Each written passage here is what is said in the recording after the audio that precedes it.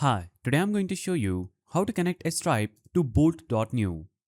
So in order to do this, first of all, get your Stripe credentials. Create a Stripe account if you don't have one, make sure you're in test mode and learn about testing in the Stripe docs. Now, navigate to developer section in Stripe dashboard and create and copy a secret API key. Now, you can copy the key, then set up payments in your project. So to add Stripe payments to your Bolt project, simply click on this gear icon at the top and choose Stripe under integrations. So you'll have to basically navigate to your project and click on the settings icon at the top right, and here you'll have to click on Stripe option. Once you click on Stripe option, you'll have to basically paste the key that we earlier copied from Stripe and click on retrieve my products. Now, ensure that you're using test mode keys first to verify the integration before going live, and choose which payment methods to enable like credit or debit card, Apple Pay or Google Pay. Then set up currency, tax and subscription options if needed, depending on your app requirements. Now, Step 5 is testing the payment mode.